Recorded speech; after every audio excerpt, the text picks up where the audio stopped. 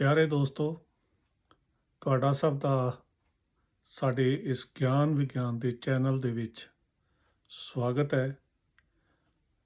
ਕਿਰਪਾ ਕਰਕੇ ਜੇ ਤੁਸੀਂ ਅਜੇ ਤੱਕ ਸਾਡਾ ਚੈਨਲ ਸਬਸਕ੍ਰਾਈਬ ਨਹੀਂ ਕੀਤਾ ਤਾਂ ਫਿਲਾਸਫਰਜ਼ ਸਟੋਨ ਨੂੰ ਤੁਸੀਂ ਸਬਸਕ੍ਰਾਈਬ ਕਰੋ।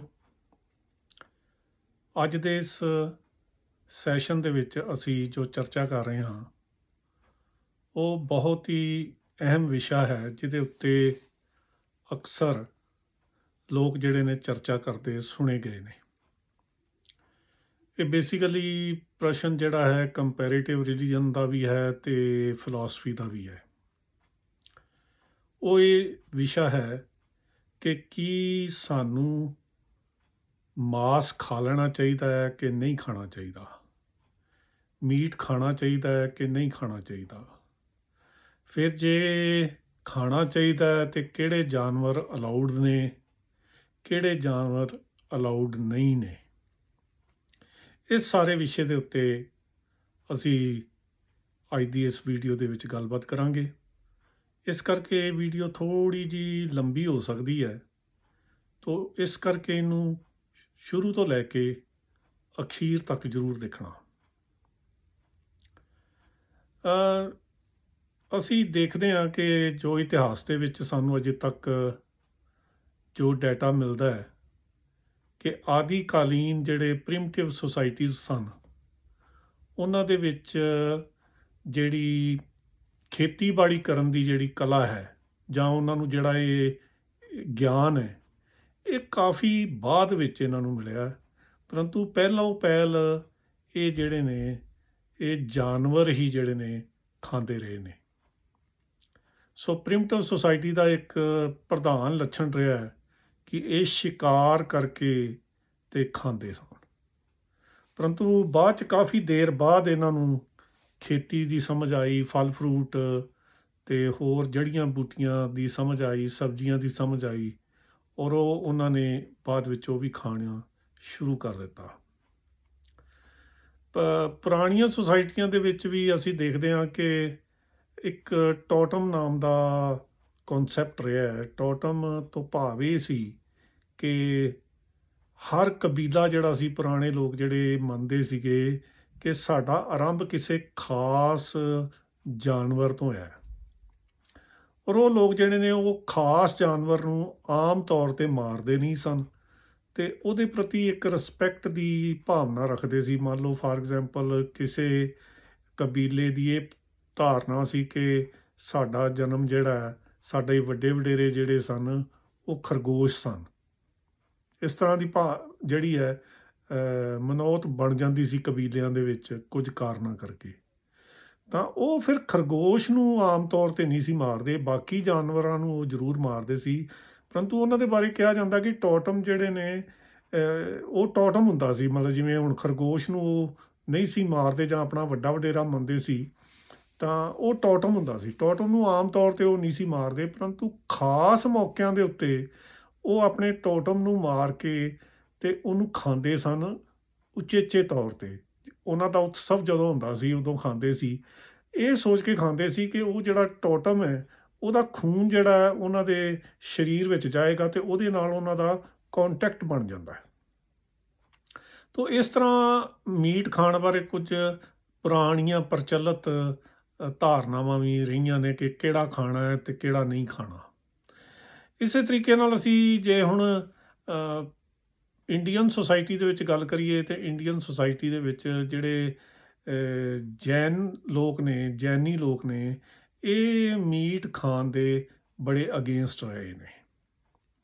ਔਰ ਇਕੱਲਾ ਮੀਟ ਖਾਣ ਦੇ ਅਗੇਂਸਟ ਨਹੀਂ ਰਹੇ, ਇਹ ਜਿਹੜੀ ਧਰਤੀ ਦੇ ਥੱਲੇ ਜਿਹੜੀਆਂ ਫਸਲਾਂ ਹੁੰਦੀਆਂ ਨੇ, ਜਿਵੇਂ ਆਲੂ ਹੈ, ਸ਼ਕਰਕੰਦੀ ਹੈ, ਇਸ ਤਰ੍ਹਾਂ ਦੀਆਂ ਚੀਜ਼ਾਂ ਨੂੰ ਹੀ ਇਹ ਨਹੀਂ ਸੀ ਖਾਂਦੇ, ਕਿਉਂਕਿ ਉਹ ਸਮਝਦੇ ਸੀ ਕਿ ਉਹ ਜੜ੍ਹਾਂ ਦੇ ਵਿੱਚ ਜਿਹੜੇ ਨੇ ਕੀੜੇ ਮਕੌੜੇ ਜਿਹੜੇ ਨੇ ਉਹ ਪਲਦੇ ਨੇ।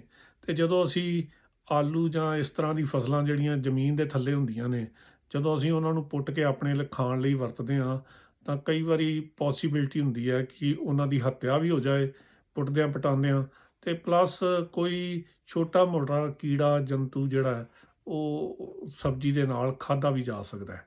ਤਾਂ ਉਹ ਇੰਨਾ ਪਰਹੇਜ਼ ਕਰਦੇ ਸੀ ਕਿ ਉਹਨਾਂ ਨੇ ਫਿਰ ਇਹ ਕਹਿ ਦਿੱਤਾ ਕਿ ਅਸੀਂ ਉਹ ਸਬਜ਼ੀਆਂ ਵੀ ਨਹੀਂ ਖਾਵਾਂਗੇ। ਤਾਂ ਇਸ ਤਰ੍ਹਾਂ ਇਹ ਜਿਹੜਾ ਜੈਨੀਆਂ ਦਾ ਜਿਹੜਾ ਖਾਸ ਕਰਕੇ ਬੜਾ ਮਸ਼ਹੂਰ ਰਿਹਾ ਅਹਿੰਸਾ ਪਰਮੋ ਧਰਮ, ਇਹ ਉਹਨਾਂ ਦੇ ਧਰਮ ਦੀ ਇੱਕ ਖਾਸੀਅਤ ਰਹੀ ਹੈ, ਖਾਸ ਲੱਛਣ ਰਿਹਾ ਕਿ ਉਹ ਕਹਿੰਦੇ ਸੀ ਕਿ ਅਹਿੰਸਾ ਜਿਹੜਾ ਹੈ ਇਹੀ ਸਭ ਤੋਂ ਵੱਡਾ ਧਰਮ ਹੈ। ਜੀਵ ਦੇ ਉੱਤੇ ਦਇਆ ਕਰਨੀ, ਜੀਵ ਨੂੰ ਮਾਰਨਾ ਪਾਪ ਮੰਨਿਆ ਗਿਆ। ਪਾਪ ਕਿਉਂ ਮੰਨਿਆ ਗਿਆ? ਉਹ ਕਹਿੰਦੇ ਜੇ ਸਾਨੂੰ ਕਿਸੇ ਨੂੰ ਜੀਵਨ ਦੇਣ ਦਾ ਸਾਡੇ 'ਚ ਯੋਗਤਾ ਨਹੀਂ ਹੈਗੀ, ਜੇ ਅਸੀਂ ਕਿਸੇ ਨੂੰ ਜੀਵਨ ਨਹੀਂ ਦੇ ਸਕਦੇ ਤਾਂ ਅਸੀਂ ਕਿਸੇ ਦਾ ਜੀਵਨ ਲਈਏ ਵੀ ਕਿਉਂ। ਇਸ ਤਰ੍ਹਾਂ ਦੀ ਜਿਹੜੀ ਹੈ ਉਹਨਾਂ ਦੀ ਫਿਲਾਸਫੀ ਸੀ ਕਿ ਇਹ ਇੱਕ ਮਹਾ ਪਾਪ ਹੈ ਜਦੋਂ ਅਸੀਂ ਆਪਣੇ ਜੀਵ ਦੇ ਰਸ ਵਾਸਤੇ ਜਿਹੜਾ ਕਿਸੇ ਹੋਰ ਜਾਨਵਰ ਨੂੰ ਜਾਂ ਜੀਵ ਨੂੰ ਜਿਹੜਾ ਉਹ ਮਾਰਦੇ ਹਾਂ ਅਤੇ ਉਹਨੂੰ ਖਾਂਦੇ ਹਾਂ, ਤਾਂ ਇਹ ਇੱਕ ਮਹਾ ਪਾਪ ਹੈ, ਇਹਦੇ ਤੋਂ ਬਚਣਾ ਚਾਹੀਦਾ ਹੈ। ਉਸ ਤੋਂ ਬਾਅਦ ਜੇ ਅਸੀਂ ਦੇਖਦੇ ਹਾਂ ਕਿ ਤਾਂਤਰਿਕ ਮਤ ਜਿਹੜਾ ਹੈ ਇਹ ਬਹੁਤ ਪੁਰਾਣਾ ਧਰਮ ਹੈ ਹਿੰਦੁਸਤਾਨ ਦਾ, ਔਰ ਆਦੀਵਾਸੀਆਂ ਦਾ ਜਿਹੜਾ ਧਰਮ ਹੈ ਇਹ ਸਾਰੇ ਸੰਸਾਰ ਦੇ ਵਿੱਚ ਇਸੇ ਤਰ੍ਹਾਂ ਦਾ ਧਰਮ ਰਿਹਾ ਜਿੱਦਾਂ ਦਾ ਤਾਂਤਰਿਕ ਲੋਕਾਂ ਦਾ ਧਰਮ ਹੁੰਦਾ ਹੈ। ਤਾਂਤਰਿਕ ਲੋਕ ਜਿਹੜੇ ਸੀ ਇਹਨਾਂ ਦੇ ਵਿੱਚ 5 ਮਕਾਰੀ ਸਾਧਨਾ ਮੰਨੀ ਗਈ ਹੈ। 5 ਮਕਾਰੀ ਸਾਧਨਾ ਦੇ ਵਿੱਚ ਜਿਹੜਾ ਮਾਸ ਅਤੇ ਮਦਰਾ ਇੱਕ ਜ਼ਰੂਰੀ ਵਸਤੂ ਦੇ ਤੌਰ 'ਤੇ ਜਿਹੜੇ ਨੇ ਇਹਨਾਂ ਦੇ ਸਾਧਨਾ ਜਿਹੜੀ ਹੁੰਦੀ ਸੀ ਤਾਂਤਰਿਕਾਂ ਦੀ, ਉਹਦੇ ਵਿੱਚ ਇਹ ਪ੍ਰਯੋਗ ਹੁੰਦੇ ਰਹੇ ਨੇ। ਔਰ ਇਹ ਨਾਨ ਬ੍ਰਾਹਮਣੀਕਲ ਰਿਲੀਜਨ ਸੀ।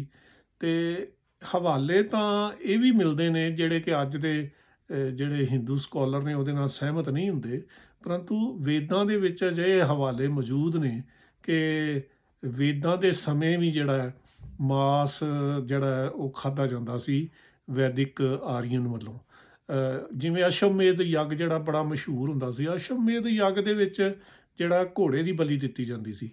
ਤਾਂ ਇਹ ਬਲੀਆਂ ਦੇਣ ਦਾ ਜਿਹੜਾ ਰਿਵਾਜ ਧਰਮਾਂ ਦੇ ਵਿੱਚ ਆਇਆ, ਇਹ ਅਸੀਂ ਜਦੋਂ ਬਾਈਬਲ ਪੜ੍ਹਦੇ ਹਾਂ ਅਤੇ ਬਾਈਬਲ ਦੇ ਵਿੱਚ ਵੀ ਜਿਹੜਾ ਇਹ ਬੜੀ ਸਾਨੂੰ ਹਵਾਲੇ ਇਸ ਤਰ੍ਹਾਂ ਦੇ ਮਿਲਦੇ ਨੇ ਕਿ ਬਲੀਆਂ ਜਿਹੜੀਆਂ ਨੇ ਰੱਬ ਮੰਗਦਾ ਸੀ ਲੋਕਾਂ ਕੋਲੋਂ ਕਿ ਜੇ ਤੁਸੀਂ ਮੈਨੂੰ ਪਿਆਰ ਕਰਦੇ ਹੋ ਤਾਂ ਮੇਰੇ ਨਾਂ 'ਤੇ ਕਿਸੇ ਜੀਵ ਨੂੰ ਜਿਹੜਾ ਉਹ ਕੁਰਬਾਨ ਕਰੋ। ਅਤੇ ਉੱਥੋਂ ਜਿਹੜਾ ਬਲੀਆਂ ਅਤੇ ਕੁਰਬਾਨੀ ਦੇਣ ਦਾ ਜਿਹੜਾ ਰਿਵਾਜ ਹੈ ਉਹ ਬਾਈਬਲ ਤੋਂ ਹੀ ਸਾਨੂੰ ਬਹੁਤ ਸਾਰੇ ਰੈਫਰੈਂਸ ਮਿਲ ਜਾਂਦੇ ਨੇ ਕਿ ਜਿਹੜੇ ਪੁਰਾਣੇ ਲੋਕ ਸਨ, ਹਜ਼ਰਤ ਆਦਮ ਤੋਂ ਲੈ ਕੇ ਉਹ ਸਾਰੇ ਅਬਰਾਮ ਨੂੰ ਉਹਨੇ ਪਰਖ 'ਚ ਪਾ ਦਿੱਤਾ ਸੀ ਯਹੋਵਾ ਨੇ, ਇਹ ਕਹਿ ਕੇ ਕਿ ਤੂੰ ਆਪਣੇ ਪੁੱਤਰ ਦਾ ਜਿਹੜਾ ਹੈ ਉਹ ਮੇਰੇ ਨਾਂ ਦੇ ਉੱਤੇ ਕੁਰਬਾਨੀ ਕਰ।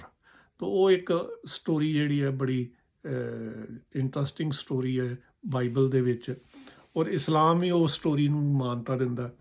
ਤਾਂ ਇਸ ਰੂਪ ਦੇ ਵਿੱਚ ਇਹ ਜਿਹੜੇ ਪਰਮਾਤਮਾ ਨੂੰ ਖੁਸ਼ ਕਰਨ ਵਾਸਤੇ ਵੀ ਜਾਨਵਰਾਂ ਦੀ ਬਲੀ ਔਰ ਬੰਦਿਆਂ ਦੀ ਨਰ ਬਲੀ ਵੀ ਜਿਹੜੀ ਹੈ, ਈਵਨ ਕਿ ਭਾਰਤ ਵਿੱਚ ਵੀ ਜਿਹੜੀ ਹੈ ਹੁਣ ਤੱਕ ਕਿਸੇ ਨਾ ਕਿਸੇ ਰੂਪ ਵਿੱਚ ਨਰ ਬਲੀ ਜਿਹੜੀ ਹੈ ਪ੍ਰਚਲਿਤ ਹੈ।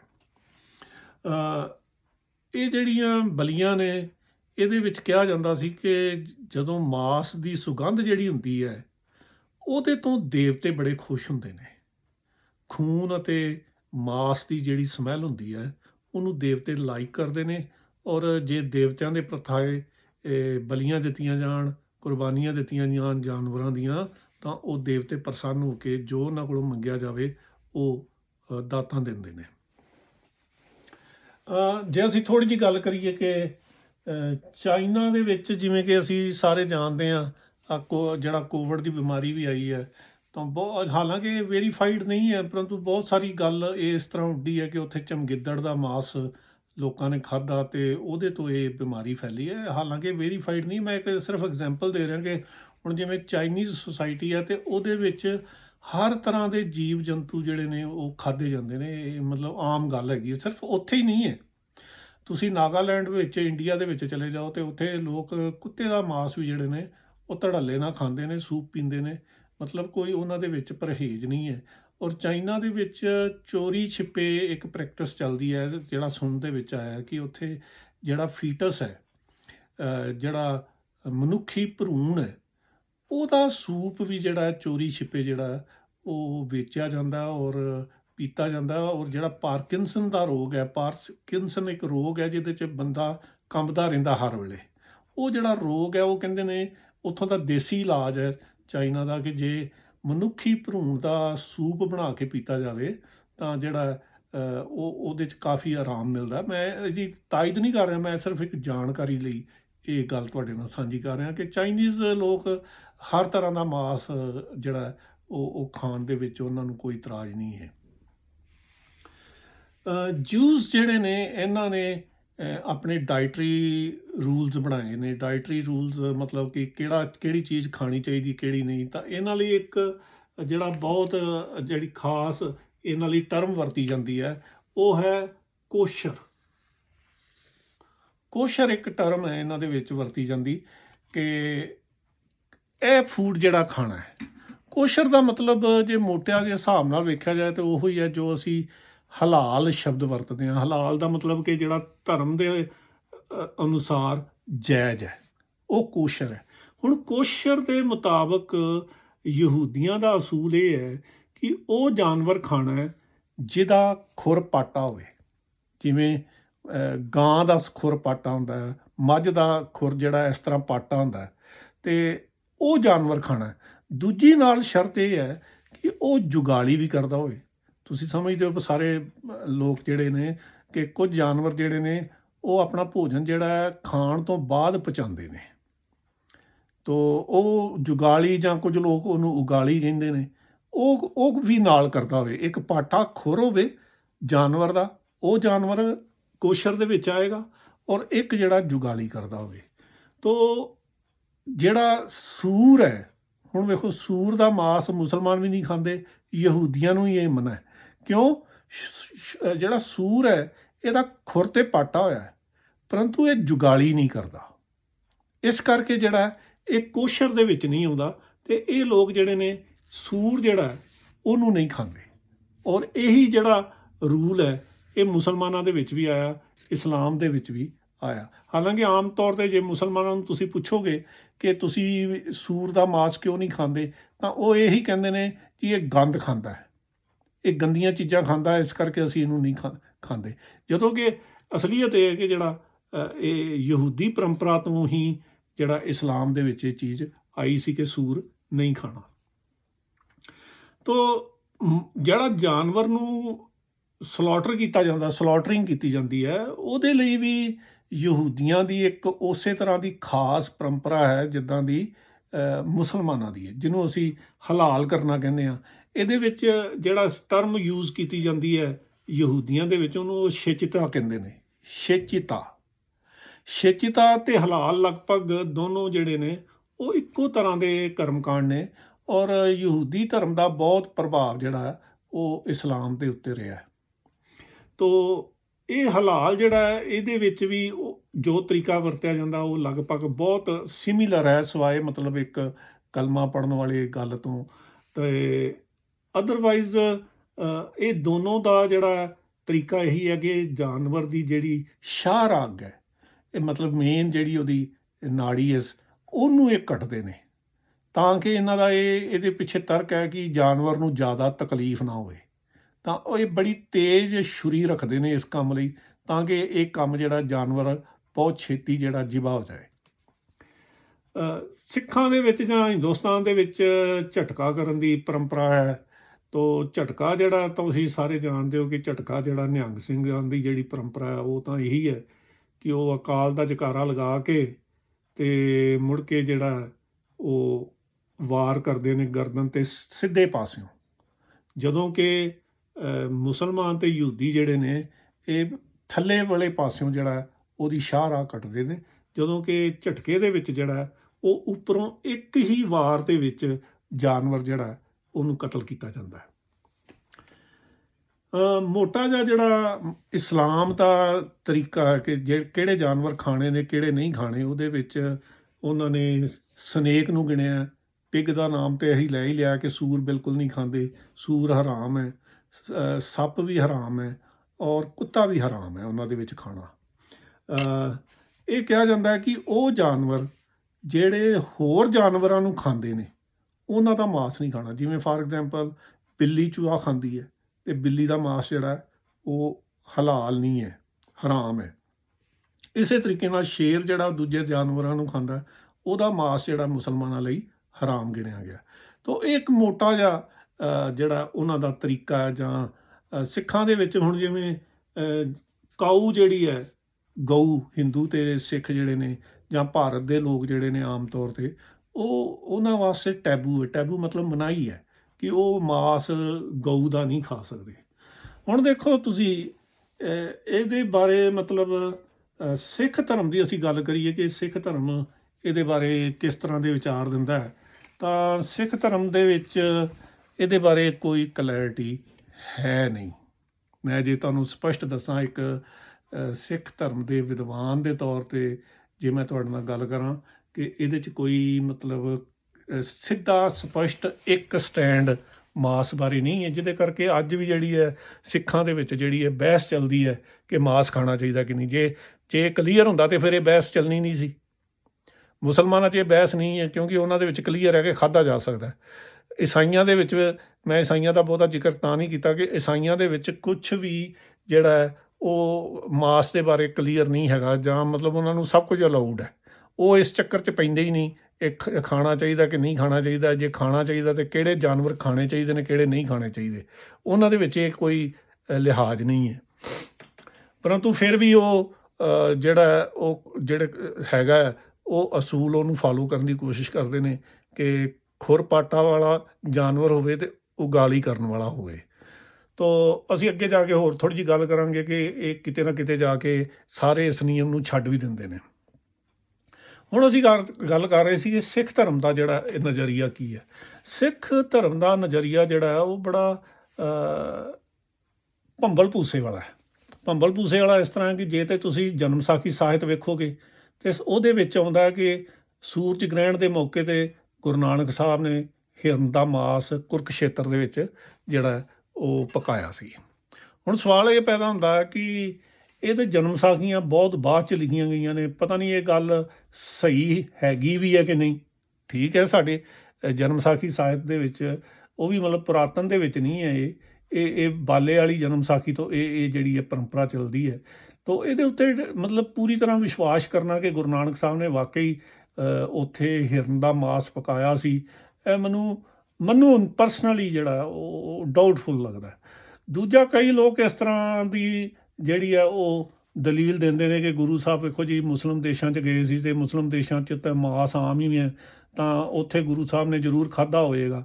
ਇਹ ਸਾਰੇ ਮਤਲਬ ਉਹ ਨੇ ਜਿਹਨੂੰ ਅਸੀਂ ਕਹਿ ਸਕਦੇ ਹਾਂ ਕਿ ਸਿਰਫ ਤੁੱਕੇ ਜਿਹੇ ਨੇ। ਇਹਦੇ ਬਾਰੇ ਕੋਈ ਅਸੀਂ ਦਾਅਵਾ ਨਹੀਂ ਕਰ ਸਕਦੇ। ਹੁਣ ਅਸੀਂ ਲੋਕ ਇਹਨਾਂ ਵੈਸਟਰਨ ਕੰਟਰੀਜ਼ ਦੇ ਵਿੱਚ ਆਏ ਹਾਂ ਅਤੇ ਬਹੁਤ ਸਾਰੇ ਲੋਕ ਇੱਦਾਂ ਸੋਚਦੇ ਨੇ ਕਿ ਵੈਸਟਰਨ ਕੰਟਰੀ ਵਾਲੇ ਲੋਕ ਜਿਹੜੇ ਨੇ ਸ਼ਰਾਬ ਜ਼ਰੂਰ ਪੀਂਦੇ ਨੇ, ਪਰ ਮੈਂ ਸ਼ਰਾਬ ਨਹੀਂ ਪੀਂਦਾ। ਹੋਰ ਬਹੁਤ ਸਾਰੇ ਲੋਕ ਨੇ ਸ਼ਰਾਬ ਨਹੀਂ ਪੀਂਦੇ। ਜ਼ਰੂਰੀ ਨਹੀਂ ਹੈ ਕਿ ਉਹ ਬਹੁਤ ਸਾਰੇ ਲੋਕ ਅਸੀਂ ਇੱਥੇ ਦੱਸ ਸਕਦੇ ਹਾਂ ਜਿਹੜੇ ਮਾਸ ਵੀ ਨਹੀਂ ਖਾਂਦੇ। ਤੋ ਹੋ ਸਕਦਾ ਬਹੁਤ ਸਾਰੇ ਮੁਸਲਮਾਨ ਵੀ ਜਿਹੜੇ ਮਾਸ ਨਾ ਖਾਂਦੇ ਹੋਣ, ਪਰੰਤੂ ਜਿਹੜਾ ਇਹ ਇੱਕ ਦਲੀਲ ਆਮ ਤੌਰ 'ਤੇ ਜਦੋਂ ਕਿਤੇ ਇਹ ਚਰਚਾ ਛਿੜਦੀ ਹੈ ਅਤੇ ਕਈ ਲੋਕ ਬਣਾਉਂਦੇ ਨੇ ਕਿ ਗੁਰੂ ਸਾਹਿਬ ਜਿਹੜੇ ਨੇ ਮੁਸਲਿਮ ਦੇਸ਼ਾਂ 'ਚ ਗਏ ਨੇ ਅਤੇ ਉੱਥੇ ਮਾਸ ਇਹਨਾਂ ਨੇ ਜ਼ਰੂਰ ਖਾਧਾ ਹੋਏਗਾ। ਤੋ ਇਸੇ ਤਰ੍ਹਾਂ ਜੇ ਅੱਗੇ ਗੱਲ ਕਰੀਏ ਆਪਾਂ ਕਿ ਮਹਿਮਾ ਪ੍ਰਕਾਸ਼ ਇੱਕ ਹੋਰ ਗ੍ਰੰਥ ਹੈ ਸਰੂਪਦਾਸ ਭੱਲੇ ਦਾ। ਮਹਿਮਾ ਪ੍ਰਕਾਸ਼ ਗ੍ਰੰਥ ਦੇ ਵਿੱਚ ਵੀ ਕਈ ਲੋਕੀ ਹਵਾਲਾ ਉੱਥੋਂ ਦੇ ਦਿੰਦੇ ਨੇ ਕਿ ਗੁਰੂ ਅੰਗਦ ਦੇਵ ਜੀ ਦੇ ਸਮੇਂ ਜਿਹੜਾ ਲੰਗਰ ਦੇ ਵਿੱਚ ਮਾਸ ਬਣਦਾ ਸੀ। ਇਹ ਵੀ ਜਿਹੜਾ ਗ੍ਰੰਥ ਹੈ ਇਹ 18ਵੀਂ ਸਦੀ ਦਾ ਗ੍ਰੰਥ ਹੈ। ਇਹਦੇ ਕੋਲ ਕੋਈ ਆਈ ਵਿਟਨੈਸ ਤਾਂ ਹੈ ਨਹੀਂ ਕਿ ਗੁਰੂ ਅੰਗਦ ਦੇਵ ਜੀ ਦੇ ਟਾਈਮ 'ਤੇ ਜਿਹੜਾ ਮਾਸ ਬਣਦਾ ਹੀ ਹੋਏ। ਆਪਾਂ ਡੈਫੀਨੇਟਲੀ ਕੁਛ ਨਹੀਂ ਕਹਿ ਸਕਦੇ। ਮੈਂ ਇਹਨੂੰ ਰੱਦ ਵੀ ਨਹੀਂ ਕਰ ਰਿਹਾ, ਮੈਂ ਇਹਦੀ ਪ੍ਰੋੜਤਾ ਵੀ ਨਹੀਂ ਕਰ ਰਿਹਾ। ਮੈਂ ਤੁਹਾਨੂੰ ਇੱਕ ਫਿਲਾਸਫੀ ਦੇ ਐਂਗਲ ਤੋਂ ਦੱਸ ਰਿਹਾ ਕਿ ਇਹ ਗੱਲ ਜਿਹੜੀ ਹੈ ਪੂਰੀ ਤਰ੍ਹਾਂ ਜਿਹੜੀ ਹੈ ਡਾਊਟਫੁਲ ਵੀ ਹੈ, ਪਰੰਤੂ ਦੇਰ ਇਜ਼ ਏ ਰੈਫਰੈਂਸ। ਹੁਣ ਅਗਲੀ ਗੱਲ ਆਉਂਦੀ ਹੈ ਕਿ ਗੁਰੂ ਹਰਗੋਬਿੰਦ ਸਾਹਿਬ ਨੇ ਸ਼ਿਕਾਰ ਕਰਨਾ ਸ਼ੁਰੂ ਕਰਤਾ। ਗੁਰੂ ਗੋਬਿੰਦ ਸਿੰਘ ਜੀ ਦੇ ਬਾਰੇ ਵੀ ਕਿਹਾ ਜਾਂਦਾ ਕਿ ਉਹ ਸ਼ਿਕਾਰ ਕਰਦੇ ਸੀ। ਹੁਣ ਜਿਹੜਾ ਬੰਦਾ ਸ਼ਿਕਾਰ ਕਰਦਾ ਉਹ ਮਾਸ ਨਾ ਖਾਂਦਾ ਹੋਵੇ, ਆਪਾਂ ਇਹਦੇ ਉੱਤੇ ਵਿਸ਼ਵਾਸ ਨਹੀਂ ਕਰ ਸਕਦੇ। ਜਿਹੜਾ ਇੱਕ ਖਾਸ ਸਾਨੂੰ ਕੰਟੈਂਪਰੇਰੀ ਹਿਸਟੋਰੀਅਨ ਜਾਂ ਕਹਿ ਲਓ ਸੋਰਸ ਹੈਗਾ ਸਾਡੇ ਕੋਲ, ਉਹ ਹੈ ਮੋਹਸਨ ਫਾਨੀ। ਮੋਹਸਨ ਫਾਨੀ ਇੱਕ ਜਿਹੜਾ ਪਾਰਸੀ ਸੀ। ਮੋਹਸਨ ਫਾਨੀ ਜਿਹੜਾ ਗੁਰੂ ਹਰਗੋਬਿੰਦ ਸਾਹਿਬ ਦੇ ਸਮੇਂ ਜਿਹੜਾ ਉਹ ਆਇਆ ਸੀ ਪੰਜਾਬ ਦੇ ਵਿੱਚ, ਔਰ ਮੋਸਟ ਪ੍ਰੋਬੇਬਲੀ ਉਹ ਜਿਹੜਾ ਗੁਰੂ ਹਰਗੋਬਿੰਦ ਸਾਹਿਬ ਨੂੰ ਮਿਲਿਆ ਵੀ ਸੀ। ਹੁਣ ਉਹ ਜਦੋਂ ਮਿਲਿਆ ਮੋਹਸਨ ਫਾਨੀ, ਤਾਂ ਉਹਨੇ ਕਿਤਾਬ ਲਿਖੀ ਹੈ, ਅਤੇ ਉਹਦੀ ਕਿਤਾਬ ਜਿਹੜੀ ਹੈ ਦਾਬਿਸਤਾਨ ਮਜ਼ਾਹਬ, ਉਹਦੇ ਵਿੱਚ ਉਹਨੇ ਸਾਰਾ ਜ਼ਿਕਰ ਕੀਤਾ ਸਿੱਖਾਂ ਦਾ। ਅਤੇ ਉਹ ਚੀਜ਼ਾਂ ਕਈ ਜਿਹੜੀਆਂ ਨਾ ਸਿੱਖਾਂ ਨੂੰ ਪਸੰਦ ਨਹੀਂ ਆਉਂਦੀਆਂ, ਕਿਉਂਕਿ ਸਿੱਖ ਹਰ ਗੱਲ ਨੂੰ ਆਪਣੇ ਤਰੀਕੇ ਨਾਲ ਲੈਂਦੇ ਨੇ, ਕਿ ਜੇ ਤਾਂ ਉਹਨਾਂ ਨੂੰ ਪਸੰਦ ਹੈ ਤਾਂ ਫਿਰ ਉਹ ਐਪਰੀਸ਼ੀਏਟ ਕਰਦੇ ਨੇ, ਅਦਰਵਾਈਜ਼ ਉਹ ਦੂਜੇ ਦੀ ਲਿਖੀ ਚੀਜ਼ ਜਿਹੜੀ ਹੈ ਪਸੰਦ ਨਹੀਂ ਕਰਦੇ। ਇਹ ਹੁਣ ਇੱਕ ਕੰਟੈਂਪਰੇਰੀ ਬੰਦਾ ਹੈ, ਜਿਹਨੇ ਉੱਥੇ ਆ ਕੇ ਗੁਰੂ ਹਰਗੋਬਿੰਦ ਸਾਹਿਬ ਦੇ ਸਮੇਂ ਆ ਕੇ ਪੰਜਾਬ ਦੇ ਵਿੱਚ ਜੋ ਸਿੱਖਾਂ ਬਾਰੇ ਵੇਖਿਆ ਉਹ ਉਹਨੇ ਆਪਣਾ ਲਿਖ ਦਿੱਤਾ। ਉਹਨੇ ਮਾਸ ਬਾਰੇ ਇਹ ਲਿਖਿਆ ਕਿ ਸਿੱਖ ਜਿਹੜੇ ਨੇ ਮਾਸ ਨਹੀਂ ਸੀ ਖਾਂਦੇ, ਔਰ ਉਹਨੇ ਸਪਸ਼ਟ ਲਿਖਿਆ ਕਿ ਇਹ ਜਿਹੜਾ ਮਾਸ ਖਾਣ ਦਾ ਇਹਨਾਂ ਦੇ ਵਿੱਚ ਪ੍ਰਚਲਨ ਹੋਇਆ, ਇਹ ਗੁਰੂ ਅਰਜਨ ਦੇਵ ਦੇ ਸਮੇਂ ਜਾਂ ਉਸ ਤੋਂ ਬਾਅਦ ਮਤਲਬ ਸ਼ੁਰੂ ਹੋਇਆ। ਇਸ ਤੋਂ ਪਹਿਲਾਂ ਜਿਹੜਾ ਸਿੱਖ ਜਿਹੜੇ ਨੇ, ਖਾਸ ਕਰਕੇ ਉਹਨੇ ਇਹ ਗੱਲ ਲਿਖੀ ਹੈ ਕਿ ਗੁਰੂ ਨਾਨਕ ਦੇ ਟਾਈਮ 'ਤੇ ਸਿੱਖ ਮਾਸ ਨਹੀਂ ਸੀ ਖਾਂਦੇ। ਔਰ ਇਹ ਵੇਖੋ ਹੁਣ ਗੱਲ ਮੋਹਸਨ ਫਾਨੀ ਦੀ ਮੰਨੀ ਜਾਵੇ ਜਾਂ ਮਹਿਮਾ ਪ੍ਰਕਾਸ਼ ਦੀ ਮੰਨੀ ਜਾਵੇ, ਜਿਹੜਾ ਕਿ ਉਹਦੇ ਤੋਂ 150-200 ਸਾਲ ਬਾਅਦ ਲਿਖਿਆ ਗਿਆ। ਤਾਂ ਮੋਹਸਨ ਫਾਨੀ ਤਾਂ ਪਹਿਲਾ ਇਤਿਹਾਸਕਾਰ ਹੈ ਜਿਹੜਾ ਗੈਰ ਸਿੱਖ ਹੋ ਕੇ ਅਤੇ ਸਿੱਖਾਂ ਬਾਰੇ ਜਿਹਨੇ ਅੱਖੀਂ ਵੇਖਿਆ ਜਿਹੜਾ ਹਾਲ ਹੈ ਉਹ ਆਪਣੀ ਕਿਤਾਬ ਦੇ ਵਿੱਚ ਦਰਜ ਕੀਤਾ। ਪਰੰਤੂ ਸਾਡੇ ਸਿੰਘ ਸਭੀਏ ਜਿਹੜੇ ਇਤਿਹਾਸਕਾਰ ਨੇ ਉਹਦੇ ਇਤਿਹਾਸ ਨੂੰ ਸਹੀ ਨਹੀਂ ਮੰਨਦੇ, ਕਿਉਂਕਿ ਉਹਨਾਂ ਦੇ ਮੁਤਾਬਕ ਨਹੀਂ ਉਹਨੇ ਲਿਖਿਆ। ਜੋ ਉਹਨੇ ਵੇਖਿਆ ਉਹ ਲਿਖਿਆ, ਉਹਨੇ ਕਲਪਤ ਨਹੀਂ ਲਿਖਿਆ। ਹੁਣ ਗੱਲ ਜਿੱਥੋਂ ਤੱਕ ਆਉਂਦੀ ਹੈ ਕਿ ਬਾਣੀ ਕੀ ਕਹਿੰਦੀ ਇਹਦੇ ਬਾਰੇ। ਹੁਣ ਦੇਖੋ ਬਾਣੀ ਜਿਹੜੀ ਹੈ, ਮੈਂ ਬੜੀ ਕਲੀਅਰਲੀ ਗੱਲ ਕਰ ਦੇਵਾਂਗੀ, ਬਾਣੀ ਸਪਸ਼ਟ ਨਹੀਂ ਹੈ। ਬਾਣੀ ਸਪਸ਼ਟ ਨਹੀਂ ਹੈ। ਮੈਂ ਇਹ ਗੱਲ ਬੜਾ ਜ਼ੋਰ ਦੇ ਕੇ ਕਹਿ ਰਿਹਾ ਕਿ ਬਾਣੀ ਸਪਸ਼ਟ ਨਹੀਂ ਹੈ। ਬਾਣੀ ਸਪਸ਼ਟ ਕਿਉਂ ਨਹੀਂ ਹੈ? ਬਾਣੀ ਦੇ ਵਿੱਚ ਇਹ ਵੀ ਮਿਲਦਾ ਕਿ ਭਾਂਗ ਮਛਲੀ ਔਰ ਸੁਰਾਪਾਨ ਜੋ ਜੋ ਪ੍ਰਾਣੀ ਖਾਏ, ਉਹ ਵਾਲਾ ਕਬੀਰ ਦਾ, ਅਤੇ ਤੋ ਕਿਉਂ ਮੁਰਗੀ ਮਾਰੇ, ਇਹ ਵੀ ਆਉਂਦਾ। ਅਤੇ ਦੂਜੇ ਪਾਸੇ ਜਿਹੜਾ ਹਵਾਲੇ ਇਹੋ ਜਿਹੇ ਮਿਲਦੇ ਕਿ ਜੀਆਂ ਕਾ ਆਹਾਰ ਜੀ। ਹੁਣ ਜੀਆਂ ਕਾ ਆਹਾਰ ਜੀ ਨੂੰ ਬੜਾ ਗਲਤ ਰਿਪਰਜੈਂਟ ਕੀਤਾ ਜਾਂਦਾ ਹੈ। ਜੀਆਂ ਦਾ ਆਹਾਰ, ਬੰਦੇ ਦਾ ਆਹਾਰ ਤਾਂ ਮੀਟ ਨਹੀਂ ਹੈ। ਬੰਦੇ ਦਾ ਆਹਾਰ ਤਾਂ ਅੰਨ ਦੇ ਨਾਲ ਵੀ ਹੋ ਸਕਦਾ ਗੁਜ਼ਾਰਾ, ਪਰੰਤੂ ਸ਼ੇਰ ਜਿਹੜਾ, ਸ਼ੇਰ ਦਾ ਜਿਹੜਾ ਉਹ ਗੁਜ਼ਾਰਾ ਨਹੀਂ ਹੋ ਸਕਦਾ ਮਾਸ ਖਾਧੇ ਬਿਨਾਂ। ਬੰਦੇ ਕੋਲ ਆਪਸ਼ਨ ਹੈਗੀ ਹੈ। ਦੂਜੀ ਗੱਲ ਅੱਗੇ ਜਾ ਕੇ ਅਸੀਂ ਹੋਰ ਕਰਦੇ ਹਾਂ ਕਿ ਫਿਰ ਇੱਕ ਸ਼ਬਦ ਜਿਹੜਾ ਬਹੁਤ ਸਾਰਾ ਦਿੱਤਾ ਜਾਂਦਾ, ਮਾਸ ਮਾਸ ਕਰ ਮੂਰਖ ਝਗੜੇ ਗਿਆਨ ਧਿਆਨ ਨਹੀਂ ਜਾਣੇ। ਤਾਂ ਉਹ ਗੁਰੂ ਸਾਹਿਬ ਨੇ ਇਹ ਝਗੜਾ ਕਰਨ ਵਾਲਿਆਂ ਦੀ ਨਿੰਦਾ ਕੀਤੀ ਹੈ, ਨਾ ਕਿ ਉਹਨਾਂ ਨੇ ਕਿਤੇ ਕਹਿ ਦਿੱਤਾ ਕਿ ਮਾਸ ਖਾ ਲਓ। ਉਹਨਾਂ ਨੇ ਕਿਹਾ ਕਿ ਜਿਹੜਾ ਬੰਦਾ ਇਹਦੇ ਵਿੱਚ ਹੀ ਵਡਿਆਈ ਸਮਝਦਾ ਕਿ ਮੈਂ ਮਾਸ ਨਹੀਂ ਖਾਂਦਾ, ਅਤੇ ਉਹ ਸਮਝੇ ਕਿ ਮੈਂ ਬੜੀ ਵੱਡੀ ਪ੍ਰਾਪਤੀ ਕਰ ਲਈ, ਅਤੇ ਇਹਦੇ 'ਚ ਕੋਈ ਵੱਡੀ ਪ੍ਰਾਪਤੀ ਨਹੀਂ ਹੈ। ਇਹ ਤਾਂ ਖਾਣਾ ਪੀਣਾ, ਕਿਸੇ ਨੂੰ ਮਾਂ ਵਾਦੀ ਅਤੇ ਕਿਸੇ ਨੂੰ ਸਵਾਦੀ। ਤਾਂ ਇਹ ਮਾਸ ਖਾਣਾ ਜਿਹੜਾ ਹੈ, ਅੱਗੇ ਜਾ ਕੇ ਅਸੀਂ ਗੱਲ ਕਰਾਂਗੇ ਕਿ ਇੱਕ ਫਿਲਾਸਫੀਕਲੀ ਇਹਦਾ ਕੀ ਮਤਲਬ ਬਣਦਾ। ਹੁਣ ਅਸੀਂ ਗੱਲ ਕਰਦੇ ਹਾਂ ਕਿ ਜਿਹੜਾ ਮਾਸ ਹੈ, ਇਹ ਮਤਲਬ ਕਿਸ ਆਧਾਰ 'ਤੇ ਅਸੀਂ ਗੱਲ ਕਰਦੇ ਹਾਂ ਕਿ ਜਿਹੜਾ ਹੈ ਸੂਰ ਨਹੀਂ ਖਾਣਾ ਚਾਹੀਦਾ, ਜਾਂ ਗਊ ਦਾ ਮਾਸ ਨਹੀਂ ਖਾਣਾ ਚਾਹੀਦਾ। ਅਤੇ ਜਾਂ ਅਸੀਂ ਆਪਣੇ ਤੌਰ 'ਤੇ ਸੋਚ ਲੈਂਦੇ ਹਾਂ, ਜੇ ਮਾਸ ਖਾਣ ਵਾਲਿਆਂ ਲਈ ਵੀ ਇਹ ਬੜੀ ਮੁਸ਼ਕਿਲ ਹੈ ਕਿ ਜੇ ਤੁਸੀਂ ਮਾਸ ਖਾਂਦੇ ਹੀ ਹੋ ਤਾਂ ਕੁੱਤੇ ਦਾ ਮਾਸ ਕਿਉਂ ਨਹੀਂ ਖਾਂਦੇ, ਤੁਸੀਂ ਸੱਪ ਦਾ ਮਾਸ ਕਿਉਂ ਨਹੀਂ ਖਾਂਦੇ, ਤੁਸੀਂ ਡੱਡੂ ਕਿਉਂ ਨਹੀਂ ਖਾਂਦੇ।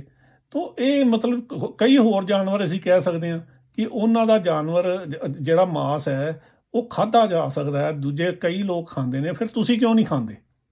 ਫਿਰ ਇੱਕ ਵੱਡਾ ਸਵਾਲ ਪੈਦਾ ਹੁੰਦਾ ਹੈ ਕਿ ਇਹ ਇੱਕ ਟਰਮ ਹੈ ਕੈਨੀਬਲਿਜ਼ਮ। ਕੈਨੀਬਲਿਜ਼ਮ ਕੀ ਹੁੰਦਾ ਹੈ? ਕੈਨੀਬਲਿਜ਼ਮ ਇੱਕ ਟਰਮ ਹੈ ਕਿ ਉਹ ਸੁਸਾਇਟੀਜ਼ ਜਿਹੜੇ ਮਨੁੱਖ ਨੂੰ ਖਾਂਦੇ ਨੇ। ਬਹੁਤ ਸਾਰੇ ਆਦੀਵਾਸੀ ਮੰਨੇ ਗਏ ਨੇ ਜਿਹੜੇ ਜੰਗਲਾਂ ਦੇ ਵਿੱਚ ਰਹਿੰਦੇ ਸੀ ਕਦੇ, ਅਤੇ ਉਹਨਾਂ ਬਾਰੇ ਮਸ਼ਹੂਰ ਹੈ ਕਿ ਉਹ ਬੰਦਿਆਂ ਨੂੰ ਖਾਂਦੇ ਨੇ। ਅੱਜ ਕੋਈ ਲਿਵਿੰਗ ਤੌਰ 'ਤੇ ਹੈਗਾ ਇਹੋ ਜਿਹੀ ਸੁਸਾਇਟੀ ਕਿ ਨਹੀਂ ਹੈਗੀ, ਪਰੰਤੂ ਤੁਸੀਂ ਦੇਖਿਆ ਹੋਏਗਾ ਬਾਲੀਵੁੱਡ ਦੀਆਂ ਅਤੇ ਹਾਲੀਵੁੱਡ ਦੀਆਂ ਬਹੁਤ ਸਾਰੀਆਂ ਫਿਲਮਾਂ ਦੇ ਵਿੱਚ ਅਜਿਹੇ ਕਰੈਕਟਰ ਹੁੰਦੇ ਨੇ ਜਿਹੜੇ ਬੰਦਿਆਂ ਨੂੰ ਖਾਂਦੇ ਨੇ। ਤਾਂ ਇਹ ਅਸਲੀਅਤ ਇਹ ਹੈਗੀ ਹੈ ਕਿ ਇਹਦੇ 'ਚ ਕੋਈ ਮਤਲਬ ਸ਼ੱਕ ਵਾਲੀ ਗੱਲ ਨਹੀਂ ਕਿ ਇਹੋ ਜਿਹੇ ਸੁਸਾਇਟੀਜ਼ ਆਦੀਵਾਸੀਆਂ ਦੀਆਂ ਰਹੀਆਂ ਨੇ ਜਿਹੜੇ ਬੰਦਿਆਂ ਨੂੰ ਖਾਂਦੀਆਂ ਰਹੀਆਂ ਨੇ। ਤਾਂ ਇਹ ਜਿਹੜਾ ਗੱਲ ਹੈ ਕਿ ਫਿਰ ਇਹ ਵੀ ਸਵਾਲ ਫਿਲਾਸਫੀਕਲੀ ਆਉਂਦਾ ਕਿ ਜਿਹੜੇ ਮੀਟ ਲੋਕ ਖਾਣ ਦਾ ਉਹ ਕਰਦੇ ਨੇ ਸਮਰਥਨ, ਕੀ ਉਹਨਾਂ ਨੂੰ ਬੰਦੇ ਦਾ ਮਾਸ ਖਾਣਾ ਚਾਹੀਦਾ? ਜੇ ਮੰਨ ਲਓ ਮਿਲਦਾ ਹੋਵੇ ਜਾਂ ਉਹਨਾਂ ਨੂੰ ਕਿਤੋਂ ਨਾ ਕਿਤੋਂ ਪ੍ਰਾਪਤ ਹੋ ਜਾਏ ਤਾਂ ਕੀ ਉਹ ਖਾ ਸਕਦੇ ਨੇ ਮਾਸ? ਕਿਉਂ ਨਹੀਂ ਖਾਧਾ ਜਾ ਸਕਦਾ? ਕਿ ਕੁੱਤੇ ਦਾ ਮਾਸ ਸਿਰਫ ਅਸੀਂ ਇਸ ਕਰਕੇ ਨਹੀਂ ਖਾਂਦੇ ਕਿ ਉਹ ਕੁੱਤਾ ਹੈ। ਨਾਗਾਲੈਂਡ ਵਾਲੇ ਖਾ ਲੈਂਦੇ ਨੇ, ਚੀਨੀ ਲੋਕ ਖਾ ਲੈਂਦੇ ਨੇ, ਉਹਨਾਂ ਨੂੰ ਕੋਈ ਪ੍ਰੋਬਲਮ ਨਹੀਂ ਹੈ। ਜਾਂ ਮਤਲਬ ਧਰਮ ਦੇ ਆਧਾਰ 'ਤੇ ਅਸੀਂ ਕਰਦੇ ਹਾਂ ਕਿ ਗਊ ਖਾਣੀ ਜਿਹੜੀ ਹੈ ਉਹ ਹਿੰਦੂ ਜਾਂ ਸਿੱਖ ਲਈ ਮਨ੍ਹਾ ਹੈ, ਅਤੇ ਸੂਰ ਜਿਹੜਾ ਉਹ ਮੁਸਲਮਾਨ ਲਈ ਖਾਣਾ ਮਨ੍ਹਾ ਹੈ। ਇਹ ਕਿਸ ਆਧਾਰ 'ਤੇ? ਸਿਰਫ ਇੱਕ ਧਾਰਮਿਕ ਵਿਸ਼ਵਾਸ ਦੇ ਆਧਾਰ 'ਤੇ।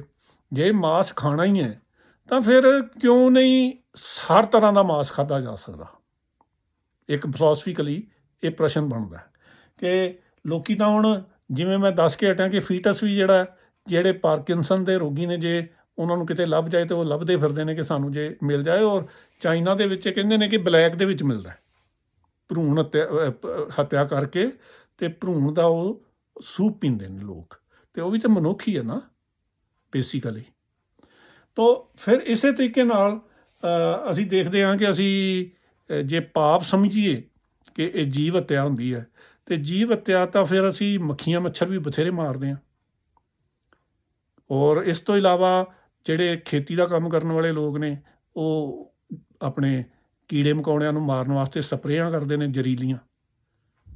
ਮਤਲਬ ਕਿੰਨੇ ਹਜ਼ਾਰਾਂ ਜਾਨਵਰ, ਲੱਖਾਂ ਦੀ ਤਾਦਾਦ ਵਿੱਚ ਜਿਹੜੇ ਜੀਵ ਜੰਤੂ ਨੇ ਉਹ ਖੇਤਾਂ ਦੇ ਵਿੱਚ ਮਰ ਜਾਂਦੇ ਨੇ ਜਦੋਂ ਸਪਰੇਅ ਕੀਤੀ ਜਾਂਦੀ ਹੈ। ਕਦੀ ਧਿਆਨ ਨਾਲ ਸੋਚੋ ਤਾਂ ਕਿਹੜਾ ਆਧਾਰ ਹੈ ਕਿ ਮਤਲਬ ਨਹੀਂ ਖਾਣਾ ਚਾਹੀਦਾ ਜਾਂ ਖਾਣਾ ਚਾਹੀਦਾ? ਆਖਰ ਇੱਕ ਸੋਲਿਡ ਬੇਸ ਕੀ ਹੈ? ਤੋ ਇਸੇ ਤਰੀਕੇ ਨਾਲ ਅਸੀਂ ਦੇਖਦੇ ਹਾਂ ਫਿਸ਼ ਜਿਹੜੀ ਹੈ, ਫਿਸ਼ ਇਹ ਇੱਕ ਬੜਾ ਚੰਗਾ ਜਾਨਵਰ ਹੈ ਕਿ ਫਿਸ਼ ਜਿਹੜਾ ਉਹ ਹਿੰਦੂ ਵੀ ਖਾ ਜਾਂਦਾ, ਮੁਸਲਮਾਨ ਵੀ ਖਾ ਜਾਂਦਾ, ਯਹੂਦੀ ਵੀ ਖਾ ਜਾਂਦਾ। ਉਹ ਉੱਥੇ ਕੋਈ ਨਹੀਂ ਵੇਖਿਆ ਜਾਂਦਾ ਕਿ ਇਹਦੇ ਖੁਰ ਪਾਟੇ ਨੇ ਕਿ ਨਹੀਂ, ਇਹ ਜੁਗਾਲੀ ਕਰਦੀ ਹੈ ਕਿ ਨਹੀਂ, ਇਹ ਸਾਰਿਆਂ ਨੂੰ ਸਵਾਦ ਲੱਗਦੀ ਹੈ। ਅਤੇ ਜਿਹੜੇ ਲੋਕਾਂ ਨੇ ਸੱਪ ਖਾਧਾ ਉਹ ਕਹਿੰਦੇ ਨੇ ਕਿ ਸੱਪ ਅਤੇ ਫਿਸ਼ ਦਾ ਮੀਟ ਜਿਹੜਾ ਇੱਕੋ ਜਿਹਾ ਸਵਾਦ ਹੁੰਦਾ, ਉਹਦੇ 'ਚ ਕੋਈ ਫਰਕ ਨਹੀਂ ਹੁੰਦਾ। ਤੋ ਇਹ ਮਤਲਬ ਇੱਕ ਫਿਲਾਸਫੀਕਲ ਡਿਸਕਸ਼ਨ ਹੈ ਜਿਹਦਾ ਮਤਲਬ ਅੰਤ ਤਾਂ ਨਹੀਂ ਹੋ ਸਕਦਾ, ਪਰ ਫਿਲਾਸਫਰਜ਼ ਜਦੋਂ ਵੀ ਬੈਠਦੇ ਨੇ ਉਹ ਗਿਆਨ ਵਿਗਿਆਨ ਆਪਣੇ ਦਿਮਾਗ ਦੀ ਜਿਹੜੀ ਉਹ ਜੰਗਾਲ ਹੈ ਉਹਨੂੰ ਲਾਹੁਣ ਵਾਸਤੇ ਇਸ ਤਰ੍ਹਾਂ ਦੀਆਂ ਦਲੀਲਬਾਜ਼ੀਆਂ ਕਰਦੇ ਨੇ। ਖੈਰ ਇਹ ਨਿੱਜੀ ਮਾਮਲਾ ਹਰ ਬੰਦੇ ਦਾ ਕਿ ਉਹਨੇ ਖਾਣਾ ਕਿ ਨਹੀਂ। ਅਖੀਰ ਗੱਲ ਇੱਥੇ ਹੀ ਖਤਮ ਹੋਏਗੀ ਇਸ ਮਾਮਲੇ 'ਚ ਕਿ ਇਹ ਮਰਜ਼ੀ ਹੈ ਜੀ ਕਿਸੇ ਨੇ ਖਾਣਾ ਕਿ ਨਹੀਂ। ਪਰੰਤੂ ਜੇਕਰ ਕੋਈ ਕਵੇ ਕਿ ਇਹਦੇ ਲਈ ਕੋਈ ਠੋਸ ਦਲੀਲ ਬਣਦੀ ਹੈ, ਨਾ ਇਹ ਦਲੀਲ ਬਣ ਸਕਦੀ ਹੈ ਖਾਣਾ ਚਾਹੀਦਾ ਹੈ ਜਾਂ ਨਹੀਂ ਖਾਣਾ ਚਾਹੀਦਾ, ਨਾ ਇਹ ਦਲੀਲ ਬਣ ਸਕਦੀ ਹੈ ਕਿਹੜਾ ਜਾਨਵਰ ਖਾਣਾ ਚਾਹੀਦਾ ਅਤੇ ਕਿਹੜਾ ਨਹੀਂ ਖਾਣਾ ਚਾਹੀਦਾ, ਨਾ ਇਹ ਦਲੀਲ ਬਣ ਸਕਦੀ ਹੈ ਕਿ ਜੇ ਫਿਰ ਖਾਂਦੇ ਹੋ ਤਾਂ ਮਨੁੱਖ ਨੂੰ ਖਾਣਾ ਚਾਹੀਦਾ ਕਿ ਕਿਉਂ ਨਹੀਂ ਖਾਣਾ ਚਾਹੀਦਾ। ਕਿਉਂਕਿ ਜੀਵ ਪਰਮਾਤਮਾ ਤੇ ਸਾਰੇ ਹੀ ਬਣਾਏ ਨੇ। ਜੇ ਮੁਰਗਾ ਖਾਧਾ ਜਾ ਸਕਦਾ ਅਤੇ ਉਹ ਵੀ ਰੱਬ ਦਾ ਜੀਅ ਹੈ, ਅਤੇ ਫਿਰ ਬੰਦਾ ਵੀ ਜਿਹੜਾ ਰੱਬ ਦਾ ਜੀਅ ਹੈ, ਫਰਕ ਤਾਂ ਕੋਈ ਨਹੀਂ ਹੈਗਾ।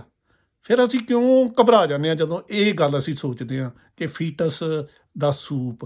ਇਹ ਸੁਣ ਕੇ ਕਈਆਂ ਦਾ ਮੂੰਹ ਕਲੇਜਾ ਮੂੰਹ ਨੂੰ ਆਉਂਦਾ ਹੋਏਗਾ, ਬਟ ਇਹ ਦੁਨੀਆ ਦੀਆਂ ਕੁਝ ਕਠਿਨ ਸੱਚਾਈਆਂ ਨੇ। ਤੁਸੀਂ ਆਪਣੇ ਵਿਚਾਰ ਥੱਲੇ ਕਮੈਂਟ ਕਰਕੇ ਦੇ ਸਕਦੇ ਹੋ। ਚੈਨਲ ਨੂੰ ਸਬਸਕ੍ਰਾਈਬ ਕਰਨਾ ਨਾ ਭੁੱਲਣਾ। Thank you very much.